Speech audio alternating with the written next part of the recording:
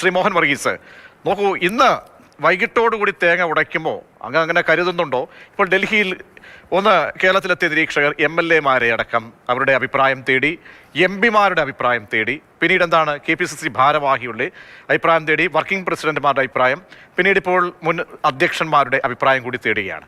അങ്ങനെ വരുമ്പോൾ ഭൂരിപക്ഷം KC-യുടെ പേരുകളിലേക്ക് എത്തുകയാണെങ്കിൽ അത് മാറ്റി നിർത്താൻ കഴിയുമോ ഹൈക്കമാൻഡിന്?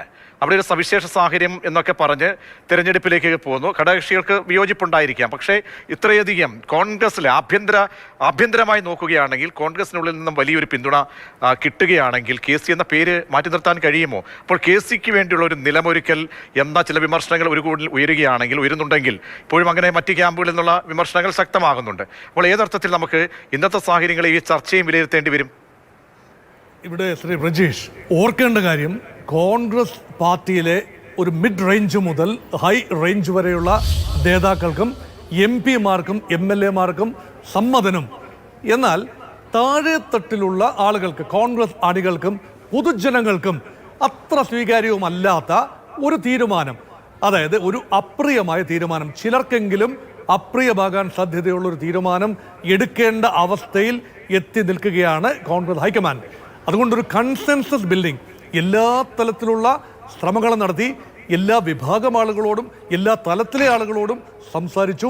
അങ്ങനെ ഉണ്ടായി വരുന്ന ഒരു കൺസെൻസസ്, അത് എല്ലാവരുടെയും കൂടെ റെസ്പോൺസിബിലിറ്റിയാണ്.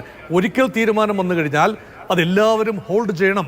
താഴെത്തട്ട് മുതൽ മേൽത്തട്ട് വരെയുള്ള എല്ലാ കോൺഗ്രസ് നേതാക്കളും സാമാജികരും അത് ഉൾക്കൊള്ളണം എന്ന സന്ദേശം, അതിത്രയും വെച്ച് താമസിപ്പിക്കേണ്ടതുണ്ടോ എന്ന ന്യായമായ ചോദ്യം ശ്രീ N. ശ്രീകുമാർ ചോദിച്ച അതേ ചോദ്യം കുറച്ചുകൂടെ ആവർത്തിച്ച് ഞാൻ ചോദിക്കുകയാണ്. അതിൻ്റെ ആവശ്യമുണ്ടോ? ഈ എക്സർസൈസ് ചെയ്യേണ്ടത് എപ്പോഴാണ്? ഇലക്ഷൻ കഴിഞ്ഞ് ഫലപ്രഖ്യാപനം വരുന്നതിന് മുൻപ് ഒരു 3 ആഴ്ച സമയമുണ്ടായിരുന്നല്ലോ, ജസ്റ്റേഷൻ പീരീഡ്. ആ സമയത്ത് ഉണ്ടാകാമായിരുന്ന ചർച്ചകളാണ് ഇപ്പോൾ നടക്കുന്നത്. ഈ നിലമൊരുക്കുക എന്നൊക്കെ പറയുന്നത് ഈ ഫലപ്രഖ്യാപനത്തിന് ശേഷം നടത്തേണ്ട കാര്യമൊന്നുമല്ല. ഇപ്പം KC വേണുഗോപാലിന് തന്നെയാണ് സംഘടനയിൽ ഭൂരിപക്ഷം, നേതാക്കൾക്കിടയിൽ ഭൂരിപക്ഷം, മുൻ പ്രസിഡന്റുമാർക്കിടയിൽ ഭൂരിപക്ഷം, MLA-മാർക്കിടയിലും MP-മാർക്കിടയിലും ഭൂരിപക്ഷം. ആരെ വിളിച്ച് ചോദിച്ചാലും KC വേണുഗോപാൽ എന്ന പേരാണ് കോൺഗ്രസിനുള്ളിൽ നിന്ന് വരുന്നത്. പക്ഷേ കോൺഗ്രസിന് പുറത്തുനിന്ന് എവിടെ ചോദിച്ചാലും കടന്നു വരുന്ന പേര് VD സതീശൻ എന്നാണ്. ഇതൊരു ഡൈക്കോട്ടമിയാണ്. അതുകൊണ്ടാണ് മുന്നണി മര്യാദകൾ പാലിക്കേണ്ടതുണ്ട്. മുന്നണിയുടെ കെട്ടുറപ്പിനെ ബാധിച്ചുകൂടാ. ഇപ്പോൾ DMK-യുടെ വിഷയത്തിൽ കോൺഗ്രസ് എടുത്ത തീരുമാനം തമിഴ്നാട് രാഷ്ട്രീയത്തെ മാത്രമല്ല ഇന്ത്യ മുന്നണിയുടെ മൊത്തം കെട്ടുറപ്പിനെയും വല്ലാതെ ബാധിച്ചിരിക്കുന്നു. ഇനി കേരളത്തിൽ കൂടി അപ്രിയമായൊരു തീരുമാനമെടുത്ത് മുസ്ലിം ലീഗിനെയും RSPയെയും കേരള കോൺഗ്രസിനെയും പിണക്കുന്ന ഒരു ഘട്ടം വന്നാൽ യഥാർത്ഥത്തിൽ അത് വലിയ ഒരു ഹൈക്കമാൻഡിൻ്റെ ഒരു വലിയ ഒരു ഡൗൺഫോൾ, അല്ലെങ്കിൽ ആ ഒരു ഡൗൺ സൈസിങ് അതുണ്ടാകും എന്ന ഒരു ചിന്തയുണ്ട്. അതുകൊണ്ട് രാഹുൽ ഗാന്ധി വല്ലാതെ ക്ഷുഭിതനാണ്, ഖിന്നനാണ്. പക്ഷേ ഈ അവസ്ഥ ഉണ്ടാക്കി വെച്ചതിൽ രാഹുൽ ഗാന്ധിക്ക് പങ്കുണ്ട്, ഒരുപക്ഷെ ശ്രീ KC വേണുഗോപാലിന് പങ്കുണ്ട്. KC വേണുഗോപാൽ ആദ്യം തന്നെ ക്ലാരിഫൈ ചെയ്യണമായിരുന്നു. എന്നെ മൈനസ് ചെയ്തോളൂ എന്ന ഒറ്റ വാക്ക് തെരഞ്ഞെടുപ്പിന് വളരെ മുൻപ് തന്നെ പറഞ്ഞിരുന്നത്. അത് മുഖവിലേക്ക് എടുത്തുകൊണ്ടാണ് ഒരുപക്ഷെ മറ്റ് 2 സ്ഥാനാർത്ഥികൾ മുന്നോട്ട് പോയത്.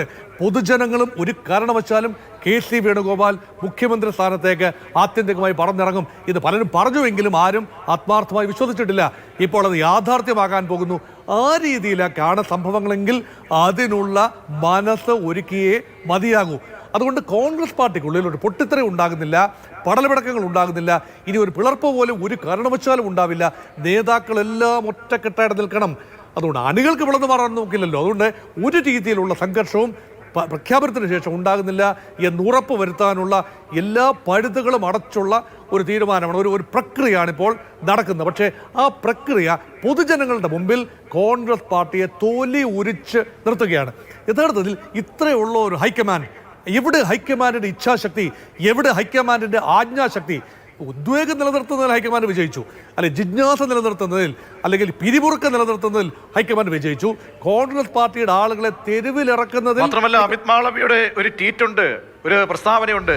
കോൺഗ്രസിനെ അധികാരത്തിലെത്തിച്ചാൽ ഇതേ സംഭവിക്കൂ, അത് എല്ലാ സംസ്ഥാനങ്ങളും അത് മനസ്സിലാക്കണം എന്ന് പറയുമ്പോൾ രാഷ്ട്രീയമായി എതിരാളികൾ, എതിർ ക്യാമ്പുകൾ ഈ ഉയർത്തുന്ന ചോദ്യങ്ങൾ അത് ജനങ്ങളിലേക്ക് കൂടി എത്തുന്നതാണത്. അത് തീർച്ചയായും അതാണ് അതിൻ്റെ പോയിന്റ്. എതിരാളികൾ മുൻകൂട്ടി തന്നെ പ്രവചിച്ചു വെച്ചതാണ്. കുരങ്ങന്റെ കയ്യിൽ പൂമാല കിട്ടിയതുപോലെ ആവും ഈ അധികാരം കയ്യിൽ കിട്ടുമെന്നത് ഏതാണ്ട് ഉറപ്പാണ്. പക്ഷേ കിട്ടിക്കഴിഞ്ഞാൽ അതെങ്ങനെ ഉപയോഗിക്കണമെന്ന് അറിയാൻ വയ്യാതെ പോകുന്നു. നേതാവിനെ തീരുമാനിക്കാൻ ഇത്രയും ബുദ്ധിമുട്ടുണ്ടെങ്കിൽ മന്ത്രിസഭാ അംഗങ്ങളെ തീരുമാനിക്കുമ്പോൾ എന്തെല്ലാമാണ് പ്രതീക്ഷിക്കാനുള്ളത്? അപ്പം ഇവിടെ it's A catch 22 situation before the high command. എന്താണത്? തീരുമാനം, ജനകീയ സമ്മർദ്ദം, ഘടകകക്ഷികൾ സമ്മർദ്ദം എല്ലാം അനുസരിച്ച് ഒരു തീരുമാനമെടുത്താൽ അത് വി ഡി സതീശനായിരിക്കും. അങ്ങനെ ഒരു തീരുമാനമെടുത്താൽ പിന്നീട് എവിടെയെല്ലാം തെരഞ്ഞെടുപ്പ് നടക്കുന്നോ, കോൺഗ്രസ് പാർട്ടി എവിടെയെല്ലാം ഭൂരിപക്ഷം നേടുന്നോ അവിടെ എല്ലാം തന്നെ തെരുവിലെ ബലാബലം അനുസരിച്ച് തീരുമാനമെടുക്കേണ്ടി വരും. അവിടെ ഹൈക്കമാൻഡിന് കാലിടറും. അതുകൊണ്ടാണ് ഹൈക്കമാൻഡിന് ഇപ്പോൾ ഒരു ശക്തി പ്രകടനം അനുസരിച്ച് തീരുമാനമെടുക്കാൻ കഴിയാതെ വരുന്നത്. അതുകൊണ്ടൊരു തന്ത്രമിറക്കെടുപ്പ്. ഏറ്റവും അവസാനം കണ്ട ഒരു തന്ത്രം എന്താണ്? ഇത് ആസൂത്രിതമായ തെരുവിലെ പ്രകടനങ്ങൾ, സതീശന് അനുകൂലമായി നടന്ന തെരുവിലെ പ്രകടനങ്ങൾ ആസൂത്രിതമായിരുന്നു. ഒരിക്കലും തെളിയിക്കാനൊക്കില്ല. സാധാരണ ആളുകൾ, സാധാരണ പ്രവർത്തകർ, കോൺഗ്രസിനെ സ്നേഹിക്കുന്ന ആളുകൾ, ഇതൊന്നുമില്ലാത്ത ആളുകൾ, ആവേശക്കാർ, ഇവരെല്ലാം ഫ്ലെക്സ് അടിച്ച് ഒരു 100-400 രൂപ കൊടുത്ത ഒരു ഫ്ലെക്സ് അടിക്കാൻ പറ്റും. അത് നാട് നീളെ വെച്ച് കഴിഞ്ഞാൽ, അല്ലെങ്കിൽ പ്രകടനം വിളിച്ചു കഴിഞ്ഞാൽ എങ്ങനെയാണ് തീർച്ചയായും. മാത്രമല്ല, ഈ നിരീക്ഷകർ ഇവിടെ കേരളത്തിൽ വരുന്ന ദിവസം അവരെ മുൻവിളിച്ചാണ് ഈ പ്രതിഷേധങ്ങളൊക്കെ തെരുവിലേക്ക് വരുന്നത്. അപ്പോൾ ഈ മിഴിങ്ങസ്യ നിന്ന് കണ്ടുനിന്ന് ഒരു കെൽപ്പുമില്ലാതെ പോയോ, ഒരു നട്ടലില്ലാത്തൊരു സംവിധാനമായി ഈ ഹൈക്കമാൻഡ് ഉൾപ്പെടെ മാറിയല്ലോ എന്ന് ചോദിക്കുമ്പോൾ ഇപ്പോൾ ദിവസത്തിന് ശേഷമാണ് രാഹുൽ ഗാന്ധി അതിനെ അപലപിക്കുന്നതെന്ന് പറയുമ്പോൾ അതിലും ഒരു ഉത്കണ്ഠയില്ലേ ശ്രീ മോഹൻ വർഗീസ്? വലിയ ഉത്കണ്ഠയാണ്. കാരണം ഹൈക്കമാൻഡ് എന്ന് പറയുന്നത് ഒരു സങ്കല്പമല്ലേ. 2-3 പേരാണ് ഹൈക്കമാൻഡ് എന്ന് പറയുമ്പോഴും അതൊരു കോൺസെപ്റ്റ് ആണ്. എല്ലാത്തിനെയും ഒരു കോൺഫെഡറൽ സംവിധാനത്തിൽ യൂണിറ്റുകളെ, ഘടകങ്ങളെ, നേതാക്കളെ എല്ലാം ഒരു ചരടിൽ കോർത്തിണക്കണമെങ്കിൽ ഒരു അച്ചുതണ്ട് ശക്തി വേണം. അതാകുന്നു ഹൈക്കമാൻഡ്. അച്ചുതണ്ട് ബലഹീനമാവുകയാണെങ്കിൽ centrifugal forces will come into play.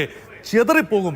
അതുകൊണ്ടാണ് മുൻകാലങ്ങളിൽ മമതാ ബാനർജി ചിതറിപ്പോയി, അല്ലെങ്കിൽ റെഡ്ഡി ഇവിടെ ഹൈദരാബാദിൽ, ആന്ധ്രാപ്രദേശിൽ അദ്ദേഹം പോയി, അങ്ങനെ ശരത് പവാർ പോയി. എത്രയോ പേരാണ് കോൺഗ്രസ് വിട്ടുപോയത്. ഹൈക്കമാൻഡിനെ അംഗീകരിക്കാതെ കോൺഗ്രസിനുള്ളിൽ നിൽക്കാനാവില്ല. അതിപ്പോൾ ഏതാണ്ട് ഉറപ്പായി.